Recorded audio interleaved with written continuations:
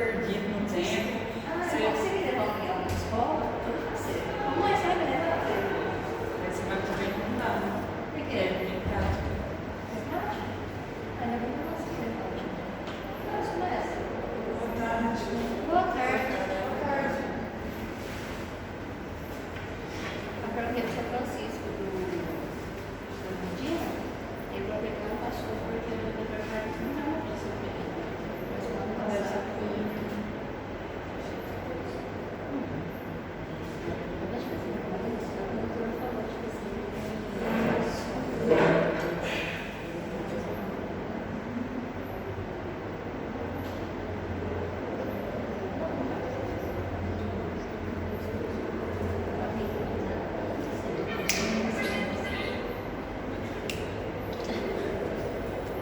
Meta agora é comprar um revólver. A meta agora é comprar um revólver. Ah, mas você é peteco. Fiquei sabendo que peteco, qualquer coisa eu ia resolver comigo. A meta agora. Doutor, é muito engraçado, né? Esses grupos de venda e tal, o pessoal vende a arma assim, tranquilo. Eles colocam a arma lá dentro. A primeira vez eu falei, Cristian, ele falou, Carmen, está no Paraguai. Mas eu disse, nossa, Sí, pero es que acá prácticamente en Brasil cuando vas a tener cosas de arma y tal, vas a pagar acá tipo un teste, né, psicológico e tal, né, no Brasil, né?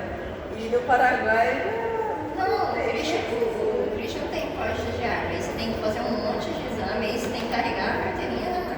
você passou? Tive que pagar. Aí você vê assim, o Paraguai é tão livre, as coisas, né? Sim, é muito. Ainda mais que é livre, o pessoal faz sem filtro, tipo, já não tem medo. Amiga, você tem um som de... Eu posso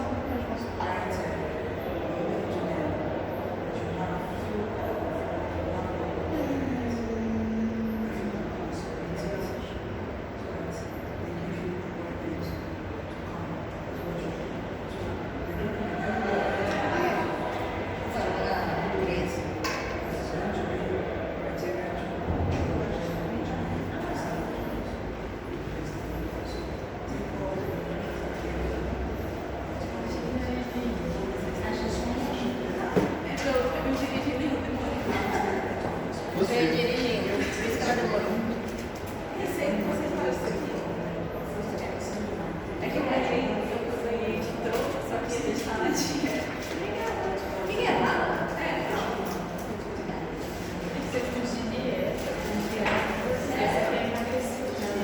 Monique, quanto que é lá no Sesc? A gente faz uma prova, vocês foram 65, 85. 65 é só o exame físico. Alex, Aline, Bárbara Gabriela, Bárbara, César, Cristian, Presente. Giovanni, Chegou ainda não. Isabelle, Jairane, José Rivaldo, Joyce, Laila, Presente. Luiz Felipe, Monique, Aí, gravando, chegou. perdendo as contas. Núbia, Thaís, Verônica, Você não me avisa. Vitória, Você não me avisa, eu quero dar. Ícaro, Vamos ver se a professora tá a ponto que ela deu 2 pontos. Só quem tava na sala chegou agora perdeu. Aí, doutora. fazendo propaganda aí, pô. É verdade.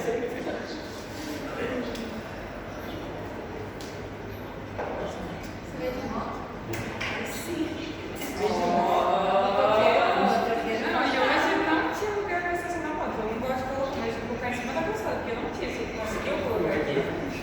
Não achei, tinha que voltar e colocar em cima da calçada. Achei. O jeito eu vou ter que comprar pra minha amiga. Eu peguei do meu irmão. O jeito de você trazer tua arma vai ter que Tem que resolver isso aí. Aí, vai tirar o dano.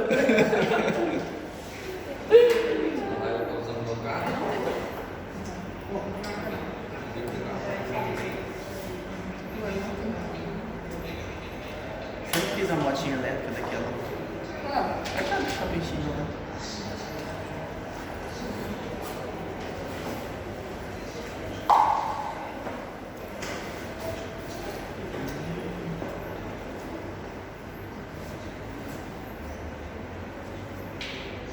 Llegamos a ver esta parte, ¿verdad?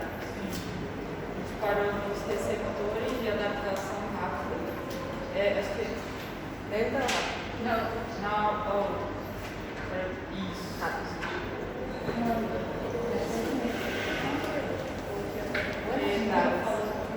Todo bien. Bien. Entonces, esta parte estuvimos viendo lo que serían los receptores de la adaptación lenta y adaptación rápida. En esta parte de adaptación lenta, vamos a estar, primero la lenta que vimos, pues vamos a estar utilizando para ciertos tipos de funciones del organismo, para que el organismo pueda estar produciendo lo que sería lentamente, y también cuando es lento, ya de forma prolongada lo que es la acción de esa parte que va a estar siendo estimulada. Cuando hablamos de los receptores de adaptación rápida, van a estar detectando lo que serían los estímulos cuando cambia la intensidad. Por ejemplo, si yo estoy caminando normalmente, entonces va a estar trabajando solamente la parte de los receptores lentos, pero si yo necesito, llegó un cachorro, comenzar a correr, entonces ahí se va a estar activando lo que sería la adaptación rápida, va a ser intensa y después va a estar disminuyendo nuevamente para volver a ser de tipo lenta. Vemos que estos receptores de adaptación rápida van a estar detectando lo que serían los cambios en la intensidad del estímulo. Por ejemplo, si yo estoy teniendo un estímulo doloroso, coloco una pincita acá, dejo, siempre, si el estímulo está ahí, se va a pasar siempre lo que es esa potencia, digamos así, ese estímulo siempre va a estar activo. Entonces, en esos casos, los receptores lentos de adaptación lenta son los que van a estar trabajando. Pero, si yo empiezo, agarro más intensidad en ese pinchazo, o agarro más zonas para realizar un pinchazo, un estímulo mayor, entonces ahí se van a estar activando lo que serían los receptores de adaptación rápida. Ellos se van a estar estimulando cuando el estímulo es más intenso, como que avisando que hay un aumento de lo que sería la intensidad, pero después ellos van a estar bajando nuevamente. Por eso es que esos receptores de adaptación rápida no se pueden estar utilizando en lo que sería para pasar dolores crónicos, porque ellos van a estar haciendo, van a subir el pico y después van a estar descendiendo de otra vez, porque la intensidad sube, pero después ya vuelve a la normalidad, porque, o sea, va a estar a cargo de los receptores de adaptación lenta, porque solamente se estimula cuando hay un pico de intensidad mayor. Cuando ese pico de intensidad empieza a adaptarse, entonces los receptores de adaptación lentos los que van a estar continuando con su trabajo. Estos receptores de adaptación rápida también vamos a estar llamando de receptor de velocidad. Como les dije, si yo estoy caminando, pues sale un cachorro y empiezo a correr, digamos así, entonces va a estar avisando al organismo que tiene que agarrar más fuerza para empezar, tiene que estar preparando los grupos musculares con mayor intensidad para empezar a correr. También se les llama de receptores de movimiento y también de receptores básicos. Entonces, los receptores básicos van a ser los receptores de adaptación rápida y los de adaptación lenta son llamados de receptores tónicos también, movimientos tónicos. Vemos que esos receptores de adaptación rápida se adaptan con rapidez, por eso es que, yo creo que voy a agarrar el principio, por eso es que no se pueden estar utilizando para transmitir señal continua. Si el dolor va a ser continuo, prolongado, entonces él no va a estar sirviendo para pasar el estímulo, porque él solamente se activa cuando el estímulo aumenta, pero después ya va a estar descendiendo. Eso avisa cuando hay un dolor muy fuerte, por ejemplo, cuando la intensidad del dolor cambia muy fuerte, pero después ella va a estar disminuyendo nuevamente, porque solamente aumenta al momento de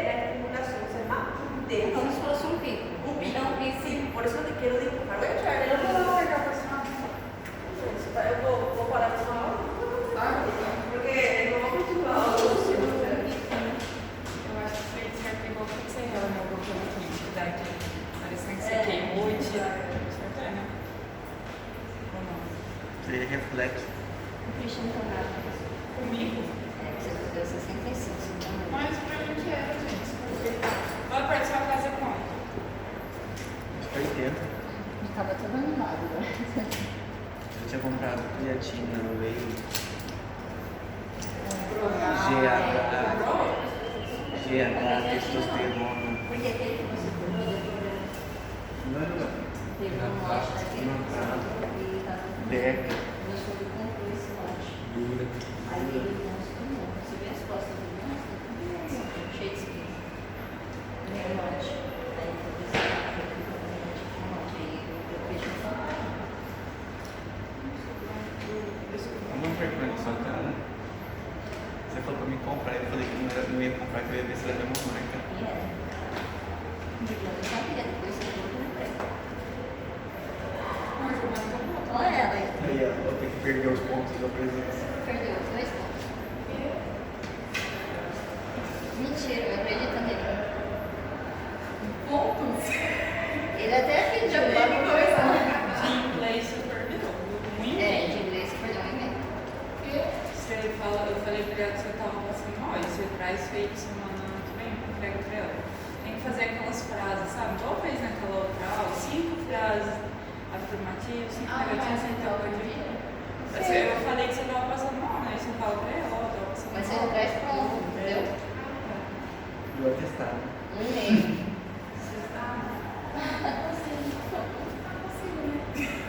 Mas tem que ser do Paraguai, eu não aceito do Brasil. Ah, não.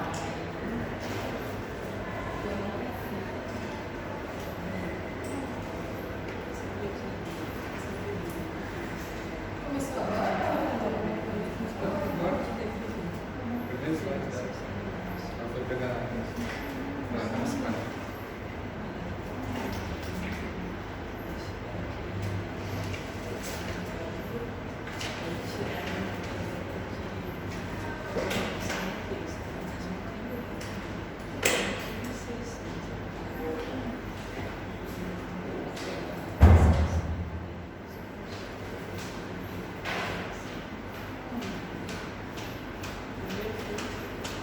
Entonces, como les estaba comentando, es un receptor de adaptación rápida, entonces solamente van a estar funcionando, digamos así, cuando el estímulo cambia de intensidad. Una vez que el estímulo aumente.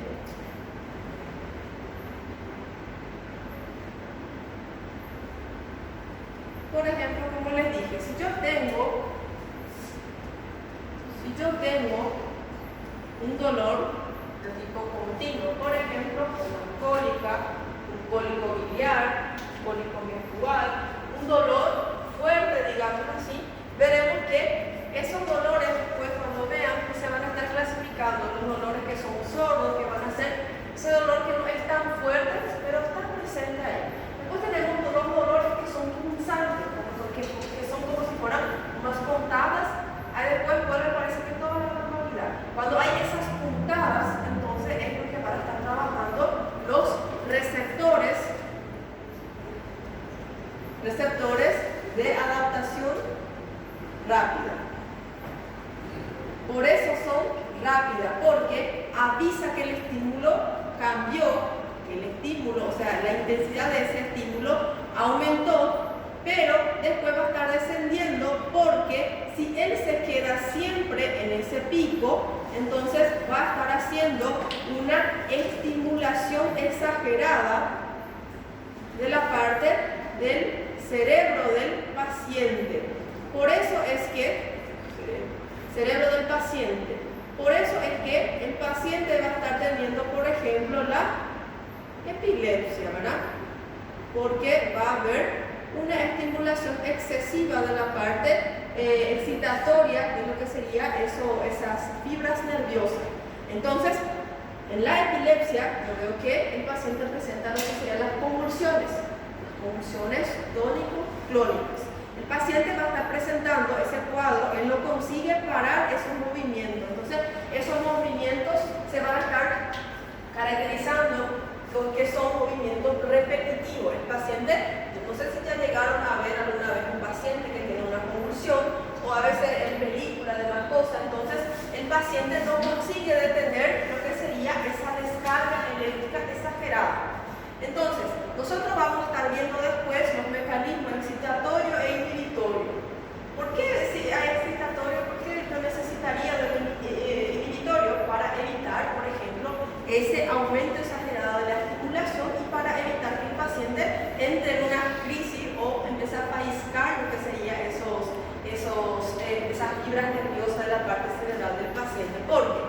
yo estimulo y no inhibo la parte de esas fibras nerviosas y la parte cerebral, va a estar continuamente trabajando sin descanso. Hasta aquí el paciente empieza a presentar, por ejemplo, como si fuera en estos casos la convulsión. Sería un ejemplo, un buen ejemplo.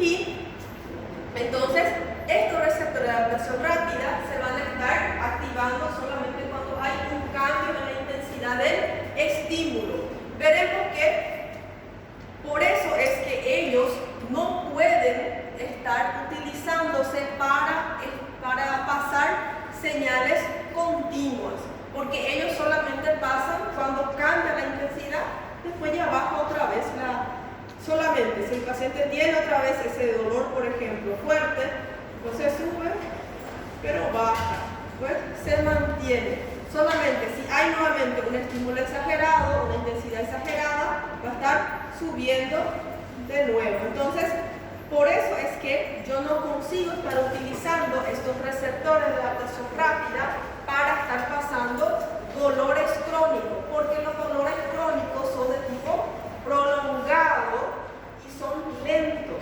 Adortal y siempre está. El paciente, por ejemplo, que tiene un cáncer en estado terminal, siempre presenta ese dolor, porque muchas de las veces el paciente ya tiene metástasis a otros órganos, empieza a activar lo que serían esos receptores.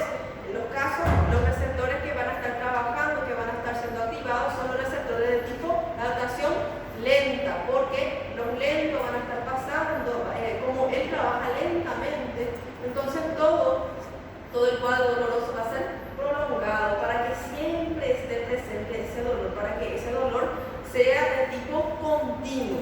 Y el receptor de adaptación rápida no consigue ser continuo porque solamente se activa cuando hay una intensidad de estímulo aumentada, ¿verdad? Y vemos que...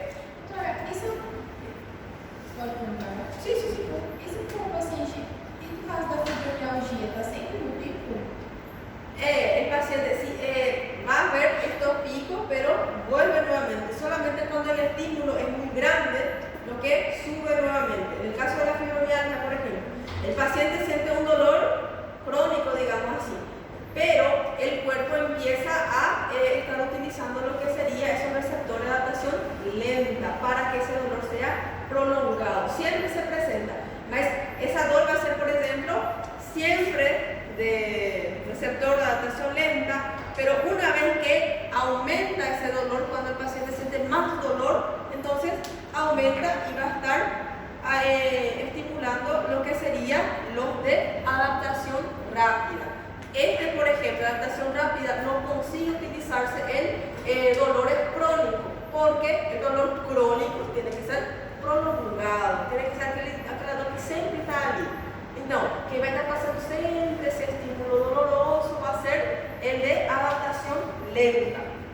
Y vemos también que van a estar reaccionando potentemente siempre que esté teniendo lugar un cambio de lecho. ¿Qué quiere decir eso?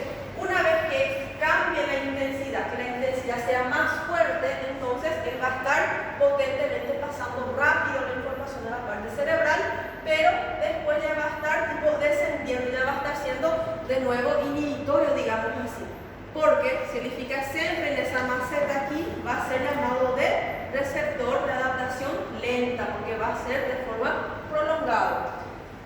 Se llaman también receptores de velocidad, de movimiento y receptores básicos. Por ejemplo, el corpúsculo de Pacini. Ese corpúsculo de Pacini es muy importante para estar comunicando la parte del sistema nervioso del paciente de las deformaciones de forma rápida. Entonces, si él le avisa al cerebro de forma rápida que hay un tipo de estímulo intenso, entonces él va a servir o no va a servir para estar pasando una información, para transmitir información constante. ¿Serve o no serve? Si él pasa rápido, entonces el corpúsculo de Pacini no sirve para lo que serían los dolores de tipo crónico, porque él pasa toda la información. Si hay un tipo de deformación, si hay un tipo de de dolor, digamos así, de estímulo doloroso, deformante. Entonces, él va a pasar la información bien rápido, pero no va a ser de forma continua. Porque si es para hacer de forma continua o prolongada, van a ser los receptores de adaptación lenta, ¿verdad?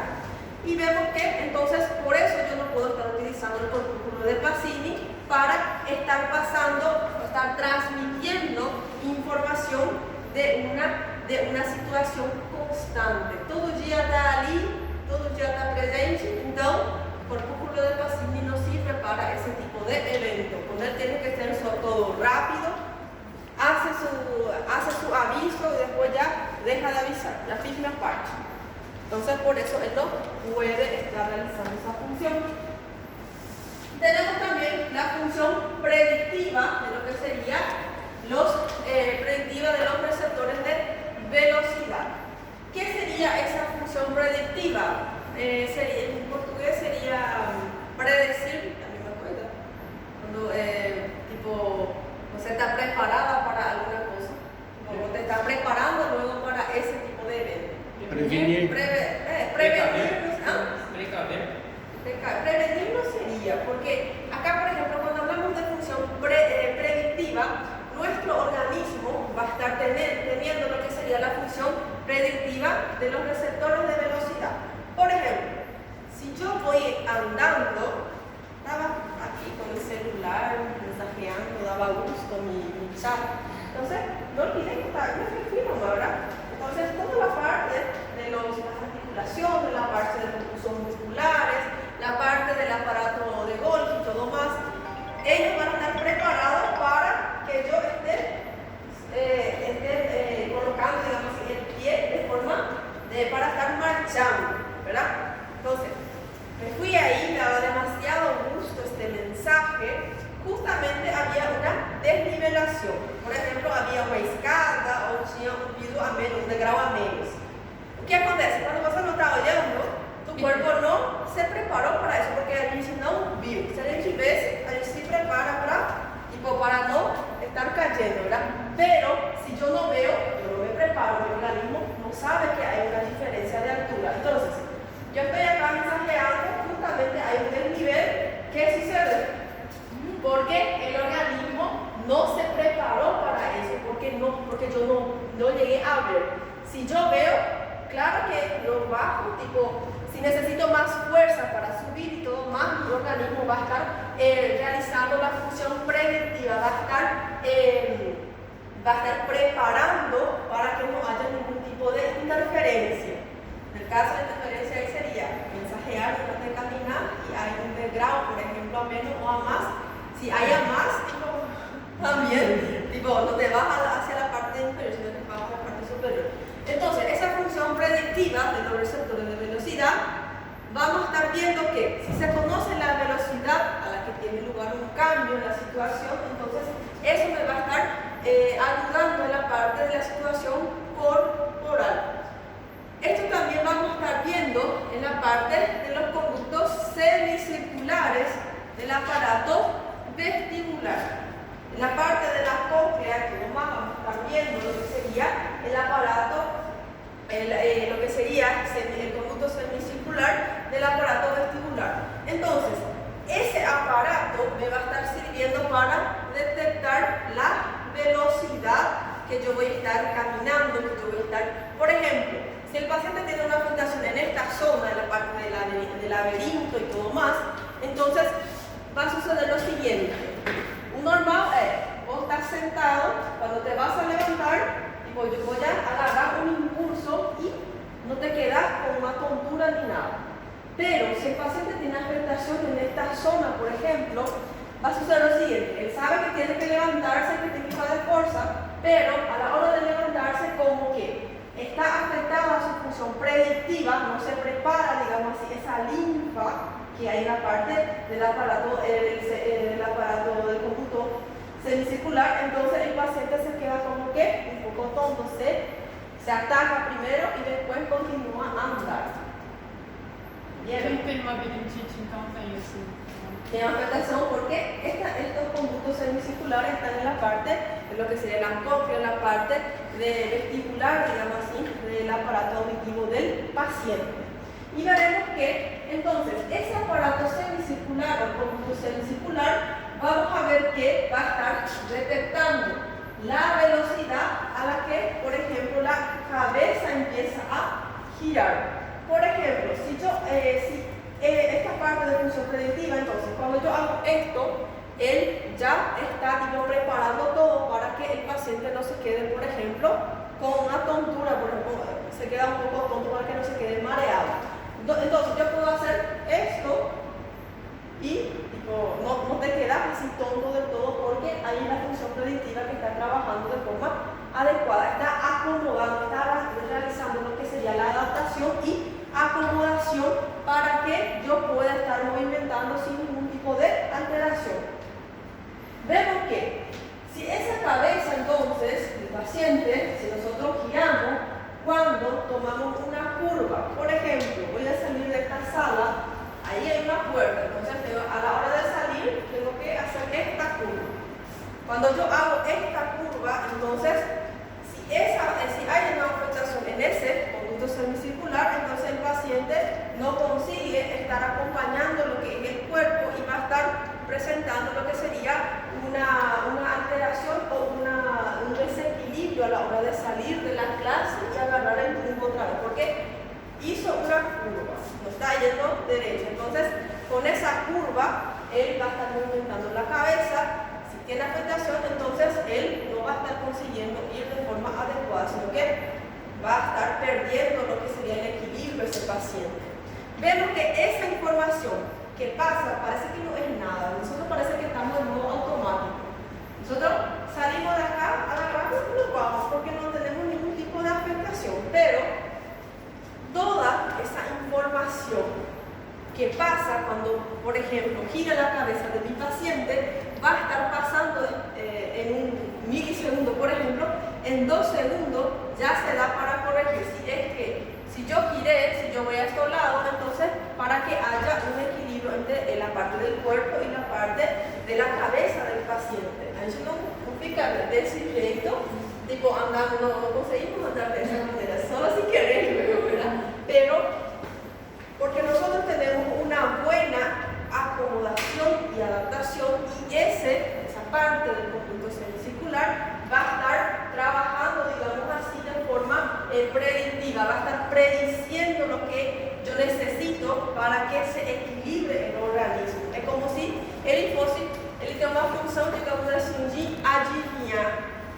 Él adivina ya, bueno, si yo estoy saliendo de acá, si yo giro la cabeza, entonces tengo que estar adivinando, que tengo que estar controlando, equilibrando para que ese paciente no se caiga. Voy a ver un poco en internet cuál sería la traducción de predictiva en la parte del portugués. Entonces, cuando nosotros giramos, en 2 segundos siguientes se puede estar corrigiendo el movimiento de las piernas por anticipado para no perder el equilibrio. Entonces, estoy saliendo, voy a estar girando para ir hacia el corredor, entonces yo hago este movimiento y cuando yo sé que yo voy hacia acá, entonces los músculos, todo ese estímulo va a estar avisando que yo tengo que hacer este giro y ir de forma recta, si es necesario. Voy a estar curvando nuevamente si es que voy a salir hacia afuera, hacia el patio, entonces yo hago esto de acá. Entonces va a estar ayudando junto con el movimiento de la cabeza, él equilibra y también ayuda en la movimentación para que yo sepa, si yo voy a salir por acá, entonces se va a estar preparando para poder salir de un determinado lugar, por ejemplo. Si el paciente tiene afectación, antes de llegar a eso, tenemos toda esa vía, receptores predictivos también en lo que serían las articulaciones o cercano a esas articulaciones. ¿Para qué van a estar sirviendo esos receptores predictivos en las articulaciones y cercano a la articulación? Para detectar las velocidades de movimientos que llevan a diferentes partes del cuerpo, para que haya un aviso, digamos así, para que el cerebro sepa cómo está movimentándose de forma adecuada. Por ejemplo, cuando se corre, cuando yo comienzo a correr, la información que va a estar llevándose hacia la parte, va a estar trabajando la vía ascendente y descendente prácticamente, la aferente y la eferente, porque la aferente va a llevar información de que yo estoy haciendo fuerza, digamos así, para estar caminando, para estar corriendo. Y la parte cerebral va a estar, a través del mecanismo eferente, va a llevar las estimulaciones para que haya fuerza, para que el tono muscular, la parte articular esté preparada para ese tipo de evento. Entonces, cuando se corre, la información procedente de esos receptores de velocidad articular permite al sistema nervioso vaticinar. ¿Qué sería esto? Adivinar dónde estarán los pies en cualquier fracción exacta de los próximos segundos. Cuando yo voy corriendo, y si yo veo que hay un buraco, yo voy a estar desviando de él. Pero si no puedo desviar, si tengo que pasar sí o sí por ese buraco, entonces yo hago una fuerza, tipo cambia lo que sería la fuerza, toda la intensidad. Por ejemplo, voy corriendo, ya veo que hay un buraco, entonces yo me preparo para pasar por ese buraco. Pero si este paciente, por ejemplo, tiene afectación de esos receptores predictivos, entonces el paciente no va a conseguir correr, porque él no va a conseguir estar amortiguando, no va a estar consiguiendo equilibrar la función de esos receptores juntamente con la parte del sistema nervioso. Esos pacientes que tienen alteraciones, entonces van a caminar, al comienzo no van a tener tanta dificultad, pero a medida que pasa, y si no se trata, por ejemplo, el paciente va a estar teniendo más afectaciones. El paciente no va a conseguir correr porque para correr yo tengo que tener impulso, tengo que hacer fuerza en la parte de las articulaciones y yo tengo que saber estar, digamos, en ese movimiento. Si ese paciente tiene esa afectación, entonces él sabe que tiene que prepararse, pero no tiene esa fuerza, digamos así, porque esos receptores no van a estar trabajando en conjunto. Entonces, el paciente, en vez de hacer fuerza en las articulaciones, entonces él en cualquier lugar no va a conseguir estar corriendo porque pierde la fuerza y también pierde la función sobre esas articulaciones porque su vía receptora predictiva está afectada en estos pacientes. Todo eso tiene sentido después en la patología, les aseguro. Está bien. Ahora y vemos que tenemos también las fibras nerviosas que transmiten diferentes tipos de señales. Vamos a tener una clasificación de 5 tipos de grupos que va a ser el 1A, 1B, el 3, el 4, el 3 y el 4.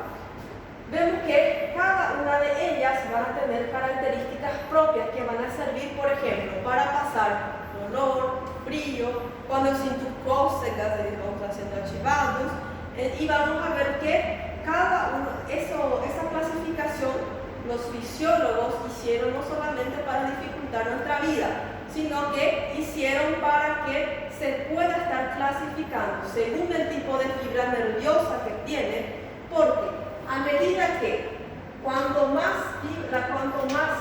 larga es esta fibra nerviosa, va a pasar más rápido porque la velocidad de los impulsos.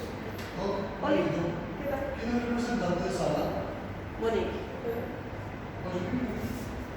¿No? Sí, de nada, dale. Si vos estés. Eu sou o vice, hein? Será que eu posso dar o meu como? Ele não perde. Não perde. Caso seja o Vai que ela guarda essa Oi? tarefa. Cadê a água, amor? No es la expresión, va a ser las fibras nerviosas que van a estar siendo activadas, van a ser excitadas.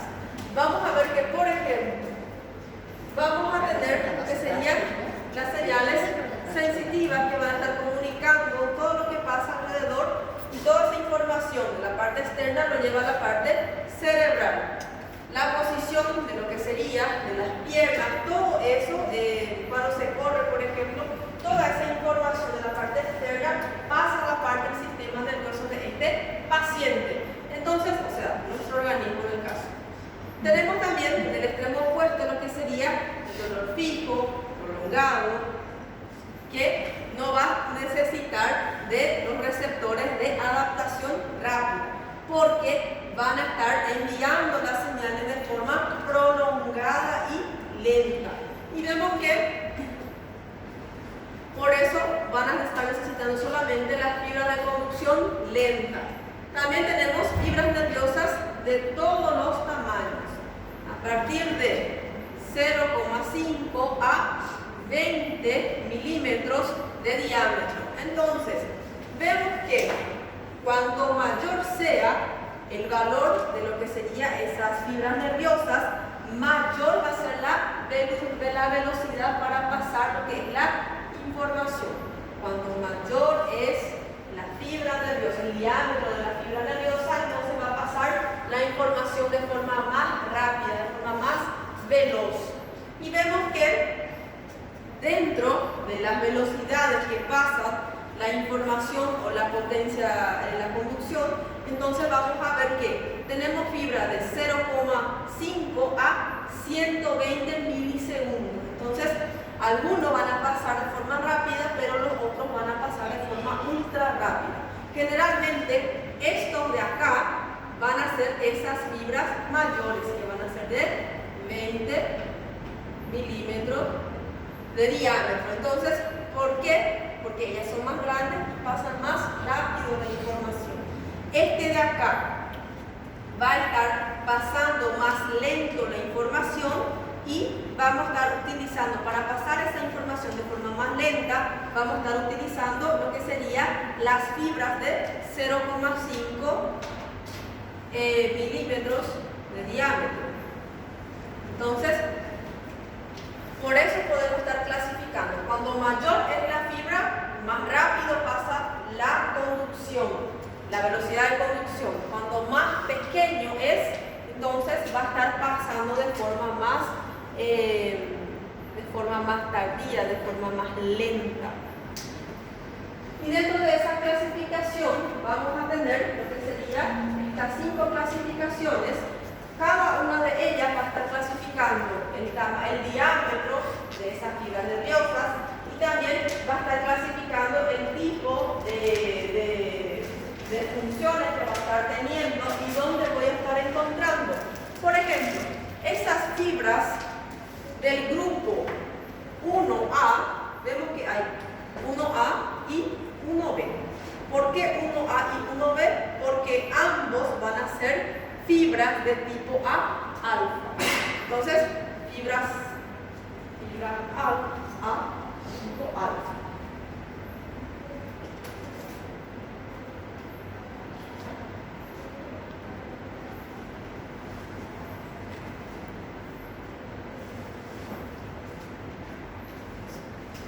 El grupo 1A y 1B. ¿Por qué se clasifican en grupo 1A y 1B?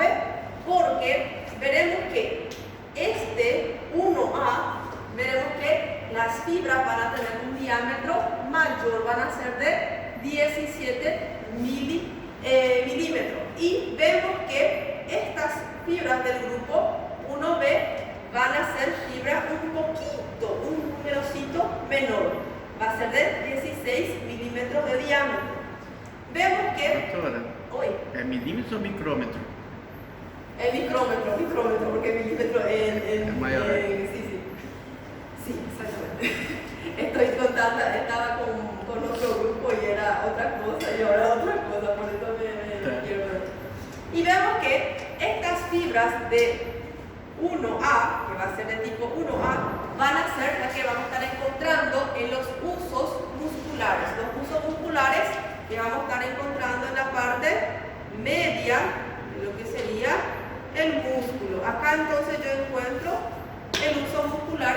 Acá voy a estar encontrando las fibras del grupo 1A.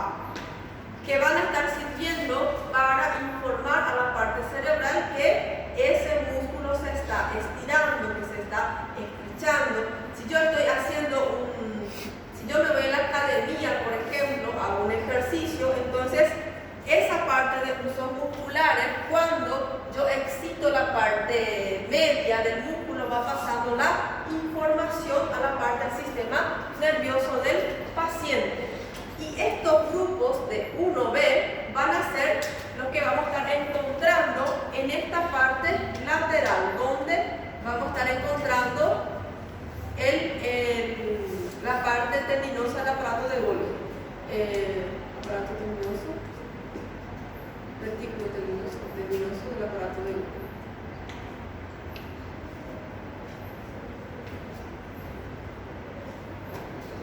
Entonces, en estas porciones laterales de lo que sería el músculo, cuando yo tengo un aumento o un estiramiento excesivo de ese músculo, entonces esa parte tendinosa va a estar avisando al cerebro que hay un estiramiento excesivo del músculo.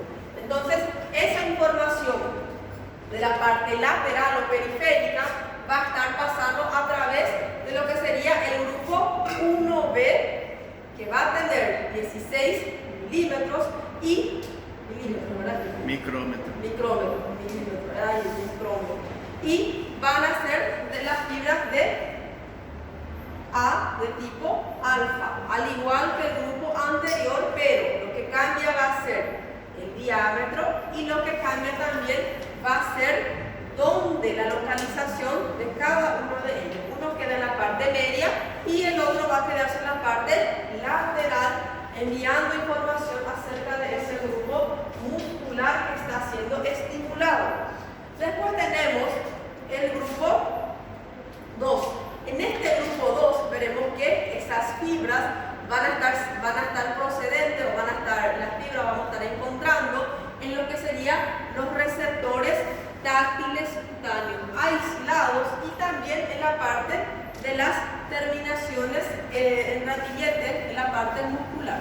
Cuando hablamos de terminaciones en ramillete, es prácticamente como si fuera unas pequeñas sobras de esas fibras, digamos así. Por eso se dice el ramillete.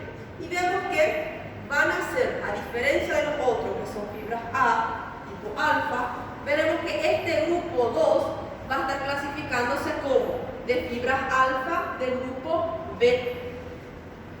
Y veremos que su diámetro también va a ser menor, solamente va a ser de 8. Entonces podemos ver que los tipos 1A son mayores, tipo 1B es un número menor y el tipo 2 ya va a tener una disminución mucho más grande. Después tenemos el grupo 3. Este grupo 3 es el responsable de estar llevando todo lo que sería la temperatura de la parte corporal, el tacto grosero. ¿Qué sería el tacto grosero?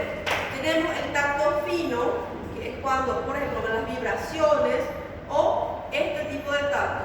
Pero cuando hablamos de tacto grosero, van a ser eso que sentimos a través de la sensibilidad profunda, porque hay una mayor fuerza sobre lo que sería esa superficie. Van a ser los responsables de pasar las sensaciones de dolor y también de escozor, que va a ser, por ejemplo, cosera, prurito. Entonces, escozor. Vamos a ver que el diámetro ya va a ser mucho menor y también se clasifican fibras A, pero acá no es más alfa, no es de tipo B, beta, acá ya es de tipo delta. Y después tenemos el grupo 4. En este grupo 4, a diferencia de todos estos otros, todos estos eran fibras mielínicas. Então, esse último vai passar mais rápido ou mais lento a informação? Porque ela é amielínica. Más lenta, porque se acuerdan que la vaina de mielina ayuda a pasar más rápido lo que es la información. tipo una enfermedad, por ejemplo, que causa destrucción de las vallas de mielina, entonces se va a estar pasando la información más lento y después se va a poder también, si en el caso que el paciente desarrolla una enfermedad ¿cómo se dice? Que daña demasiado la parte de las vallas mielina, el paciente hasta puede estar perdiendo lo que es la parte de la sensibilidad y la parte de la buena función o la fuerza de la parte muscular. Entonces, el tipo 4 van a ser fibras amielínicas, van a estar encargados de llevar lo que serían las sensaciones de dolor, picor, cuando pica alguna cosa, digamos así, temperatura, tacto, de tipo grosero nuevamente, y veremos que el diámetro va a ser de 0,5 a 2 Micrômetro. Tem algumas pessoas que elas não sentem, tipo, elas pegam em algo quente, não sente, ou não sente, tipo, dor. Vai ser em grupo 3 ou 4? Puede ser una de ellas o también puede ser la afectación para pasar lo que sería la función rápida. Las vainas de mielina también pueden estar afectadas en esos casos para pasar la información de forma rápida. Entonces, por eso se le tiene que hacer un estudio profundo del paciente. Por eso que neurología, diferente de otras especialidades, neurología puede ser multificoide, por eso que los estudios son mucho mayores, se le hace al paciente estudio de imágenes, porque en el hemograma no nos va a servir de mucho. Entonces, los estudios son mucho más detallados, digamos así, y dependiendo también de los síntomas que el paciente presenta, la clínica de ese paciente. 10 minutitos. Sí.